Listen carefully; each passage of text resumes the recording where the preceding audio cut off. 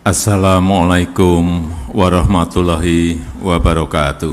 Bismillahirrahmanirrahim. Alhamdulillahirabbil alamin. Wassalatu wassalamu ala asrofil anbiya'i wal mursalin sayyidina wa habibina wa syafi'ina wa maulana Muhammadin wa ala alihi wa ashabihi ajma'in, amma ba'du. Saya ingin sampaikan kepada seluruh keluarga besar Nahdlatul Ulama, ya ayyuhan nahdawiyun idza huyyitum bi tahiyyatin fahayyu bi ahsana minha aw rudduha. Insyaallah Nahdlatul Ulama juga tidak akan pernah jauh-jauh dari Insinyur Haji Joko Widodo. Bakal Capres dan Cawapres Koalisi Perubahan Anies Baswedan, Muhaimin Iskandar serta elit PKB dan Nasdem menyambangi kantor DPP PKS. Kedatangan Anies, Muhaimin serta elit PKB dalam rangka membahas masa depan koalisi dan membujuk PKS tetap bertahan. Apakah PKS bisa menerima Muhaimin Iskandar dan tetap mendukung Anies? Hal-hal yang informasi yang kita lihat dalam masyarakat yang masih terjadi. Misalnya saja orang mau beribadah dibubarkan, orang mau beribadah diusir dan lain sebagainya. Padahal hak setiap orang untuk beribadah itu dijamin oleh undang-undang dalam masyarakat kita. Apakah kecenderungan ini semakin meningkat atau belakangan Anda melihat justru di era Presiden Jokowi ini terjadi perbaikan? Kalau menurut saya memang sejak era reformasi sudah mulai tercipta proses-proses deliberasi sebenarnya. Ini yang kemudian membuat gesekan-gesekan, kerentanan-kerentanan di antara pemeluk agama, terutama pemeluk-pemeluk Islam dan Kristen, karena adanya aturan SKB 2 Menteri pendirian gereja itu. Makanya kalau saya secara pribadi, SKB 2 Menteri ini menurut saya justru akan makin mempertajam potensi friksi antara orang-orang di suatu wilayah ketika terjadi ada sekelompok orang Kristen yang ingin mendirikan gereja atau sekelompok Muslim yang minoritas di dalam satu wilayah yang ingin mendirikan masjid. Katakanlah misalnya orang Islam di Sulawesi Utara atau di NTT atau di Bali, katakanlah. Betul. Itu kan mempunyai potensi kerentanan yang sama, untuk ada gesekan itu. Artinya bisa juga saling berbalas dan lain sebagainya. Iya. Nah, itu yang kemudian harus diperhatikan oleh pemerintah, bahwa ya persoalan-persoalan intoleransi ini bisa saja tercipta bukan karena perubahan pola intimasi sosial masyarakat, tapi juga karena adanya regulasi yang mendukung ke arah itu. Dan SKB itu kan SKB yang lama sekali kan, sudah dibangun lama sejak zaman Pak Harto ya kalau tidak salah. Menurut saya ketika di alam reformasi, ketika supremasi sipil betul-betul menjadi backbone dari kehidupan berdemokrasi kita, seharusnya hal-hal seperti ini tidak boleh terjadi. Artinya sudah seharusnya digugurkan. Nah, ini Prof yang kalau bagi saya, karena begini loh, hari ini saya menulis beberapa cuitan bahwa semua manusia apapun agamanya, apapun sukunya diciptakan oleh Tuhan yang sama. Lalu untuk apa kita gelisah oleh berbagai keimanan yang berbeda itu coba? Saya sering mengatakan seperti ini untuk mengurangi gesekan-gesekan dan potensi friksi di antara berbagai pemeluk agama yang berbeda itu. Saya kadang-kadang kalau memang dirinya sudah merasa akan masuk surga, ngapain juga kita gelisah dengan orang yang sudah dihakimi akan masuk neraka? Nggak ada gunanya juga. Ini yang seharusnya disadari oleh pemeluk agama dimanapun. Pemeluk Kristen di Minahasa Utara yang juga menolak pendirian masjid misalnya juga harus punya kesadaran yang sama. Betul. Ya, mereka harus meyakini bahwa ajarannya tidak mengajarkan hal demikian, bahwa mereka sudah dapat jaminan juga. Itu dia. Ya, artinya kalau memang kita menyadari bahwa agama kita itu adalah agama yang paling benar, ya itu memang how religion works. Tapi kan tidak harus juga menjelek-jelekan agama orang, apalagi mempersekusi. Nah, ini kan karena syiar di dalam Islam itu kan bukan persekusi, dakwah juga bukan intimidasi. Oh, syiar bukan persekusi. Bukan persekusi, dakwah juga bukan intimidasi. Bisa Anda eksplor lebih jauh. Nah, inilah cara Nabi. Nabi Muhammad dulu kan tidak pernah memaksa orang-orang Kristen dan orang Yahudi di Madinah untuk memeluk Islam. Makanya ada piagam Madinah.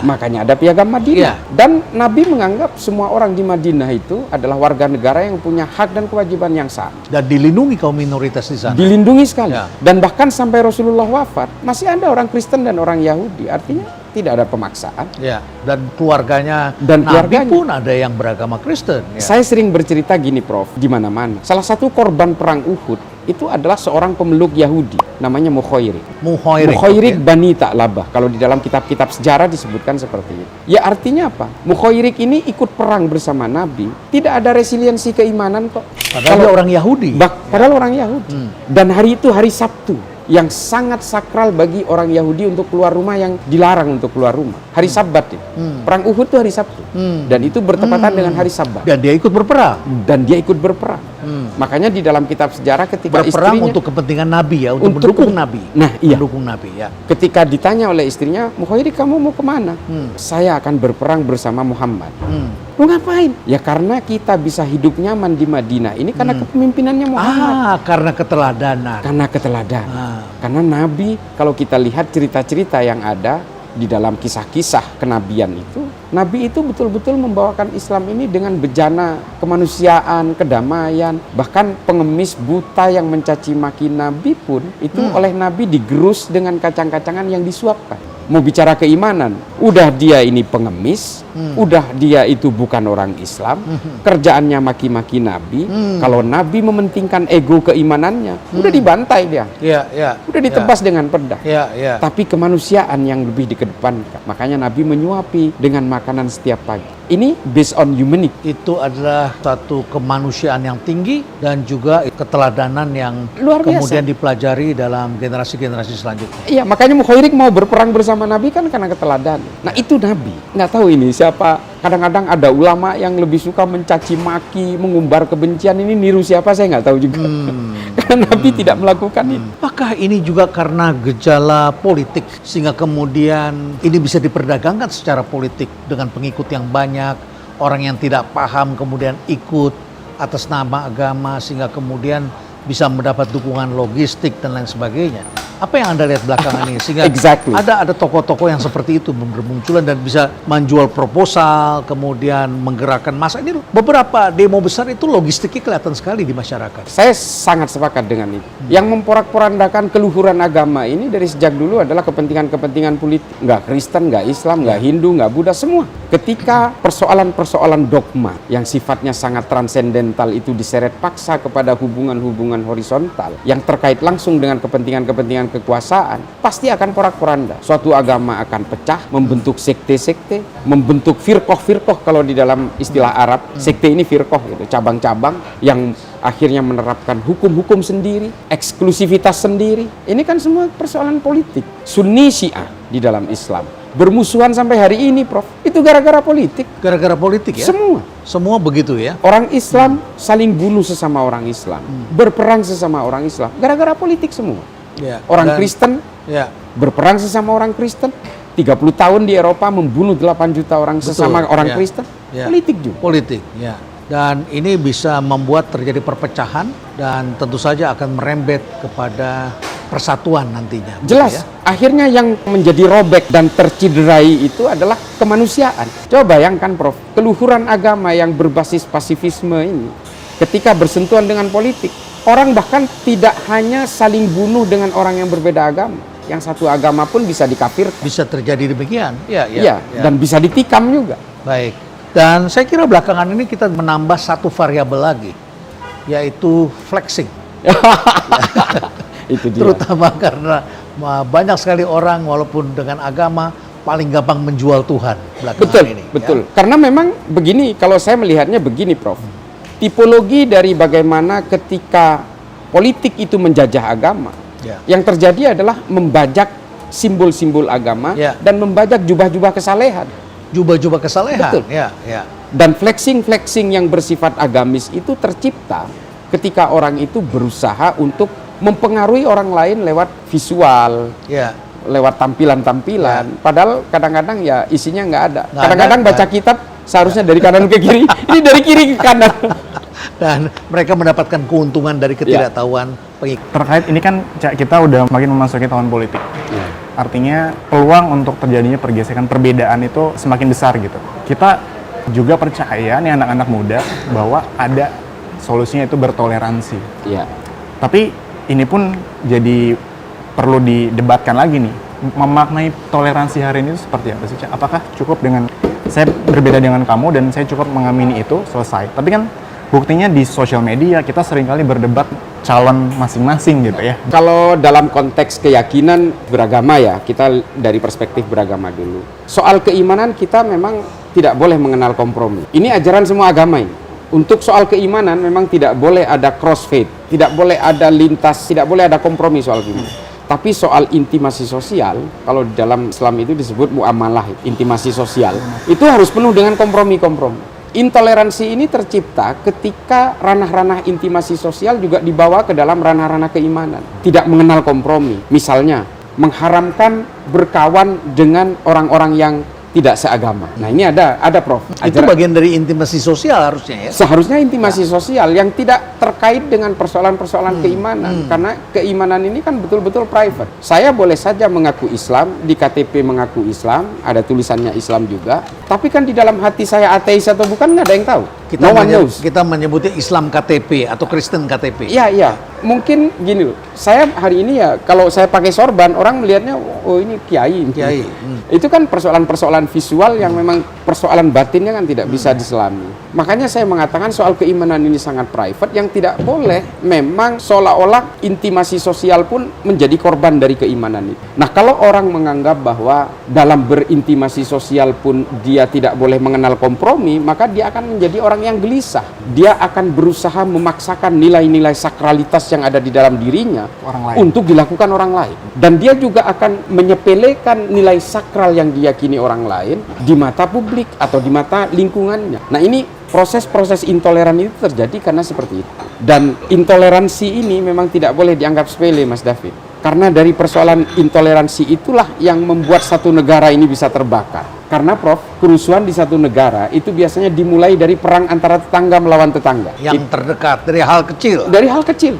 Antara tetangga membakar rumah tetangganya. Barangkali kasus Ambon dulu juga kita bisa lihat begitu ya.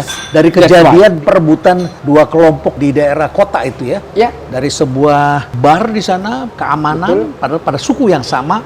Dan kemudian salah satu pulang ke kampungnya. Betul, pelagandong yang sudah menjadi budaya berabad-abad itu pada akhirnya hilang begitu saja. Terima kasih. Wassalamualaikum warahmatullahi wabarakatuh. Dengan tingkat kepuasan yang akan sampai 82,2%, banyak yang meyakini analis politik satu suara mengatakan bahwa Jokowi adalah Kingmaker 2024. Survei Indometer, Jokowi tak ingin legasinya dirusak oleh sosok yang tidak dapat dipercayai. Hasil riset lembaga survei Indometer menunjukkan kepuasan publik terhadap kinerja pemerintahan Presiden Joko Widodo mencapai 81,4%. Percaya masyarakat Indonesia semakin lebih pintar dalam melihat dan memilih calon presiden. Mereka tidak hanya mendengar dari perkataan saja atau tidak melihat bahwa dia adalah seorang pemimpin kelompok tersebut tertentu dan sebagainya. Ya, calon presiden yang didukung oleh kaum radikalisme ini, karena takutnya jika mereka terpilih nanti mereka bisa hadir kembali, FPI bisa mendapatkan izinnya kembali, HTI mendapatkan izinnya kembali. Kaum radikalisme yang benar-benar menggerogoti negeri ini, membuat negeri ini tidak bertumbuh, hanya berkutat dengan masalah pemahaman mereka yang ingin memaksakan kehendak mereka di negeri Indonesia tercinta ini dalam mengubah ideologi Pancasila dan menjadikan negeri ini negara khilafah. Makanya jangan salah pemimpin, jangan pilih pemimpin yang di belakangnya itu ada orang-orang radikalisme seperti itu. Merdeka! Tempat ini menjadi saksi bagaimana pidato Bung Karno selalu menggetarkan. Dedication of life disampaikan di sini, mengajarkan kita agar bisa mengabdi pada bangsa dan negara. Pak Jokowi mewujudkan itu. Infrastruktur yang hebat, IKN yang tidak hanya memindahkan tempat dan ibu kota, tapi membuka mindset, merubah mindset untuk menjadi negara maju, termasuk hilirisasi industri yang akhirnya kita diperhitungkan oleh dunia. Hari ini kita meneguhkan hati, bekerja keras dengan api semangat yang tak pernah padam, menangkan PDI Perjuangan dan calon presiden PDI Perjuangan Ganjar Pranowo. Siap? Siap?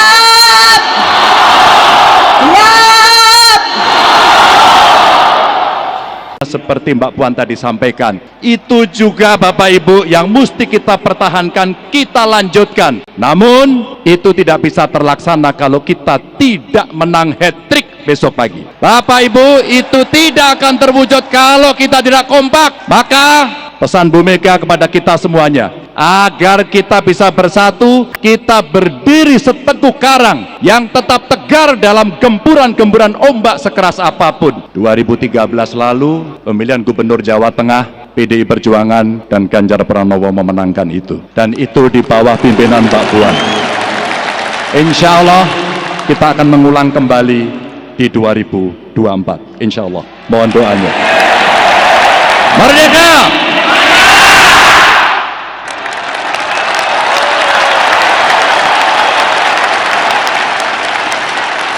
Semoga Allah senantiasa menuntun kita di jalan yang diridhoinya. Aku qouli hadza, astaghfirullah li wa lakum. Wassalamualaikum warahmatullahi wabarakatuh. Terima kasih.